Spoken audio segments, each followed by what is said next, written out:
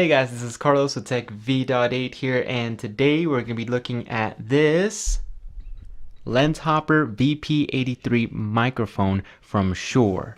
That's a pretty long name, but this mic is also a very important part of all of my videos. So for starters, the price on this bad boy is pretty gnarly. It's definitely not something that I would consider affordable. It's just that at the time that I was looking for a shotgun mic, I saw this one and it happened to be the one that best fit my needs. Right now I'm using a Canon Rebel T5i to record all of my videos, and the audio presets on that camera are not great, to say the absolute least.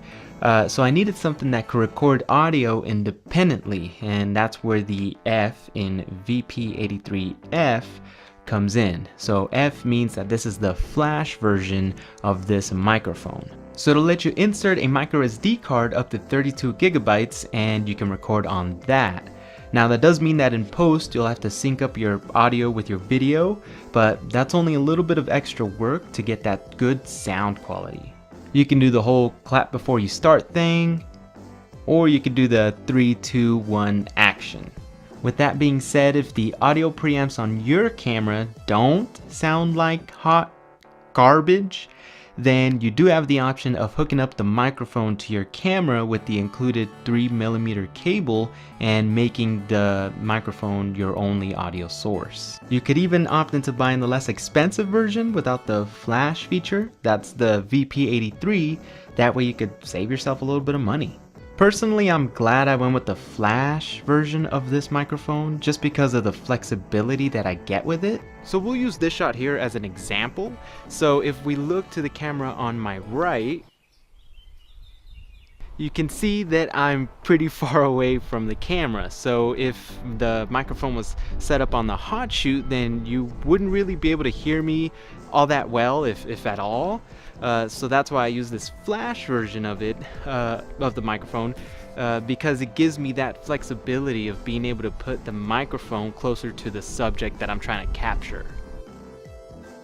So the main menu on the LCD screen has your standard items, so battery life, audio metering. You could change the volume of your headphones if you wanted to plug some headphones into the included jack. And you could change your decibel settings, which go from 0 to 60. One thing that I would consider a drawback of this microphone is that it's powered by 2 AA batteries, which is kind of awkward because I hardly use anything else that requires batteries.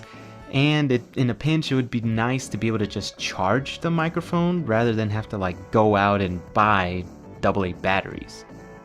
A lot of people say that audio is one of those things that if it's good, no one really notices it, but if it's bad, then it's really hard to ignore and it could really ruin someone's viewing experience.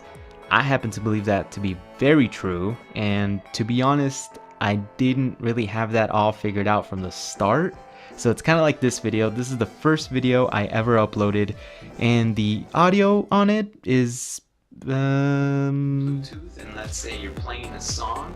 If you happen to pause it, and if you pause it long enough, it almost seems like it turns off, maybe as a power saver mode. Yeah, that's pretty sketch city, but shortly after that video, I got this mic, and it has been a part of my main tech ever since. As always, this is Carlos with Tech V.8, and I'm out.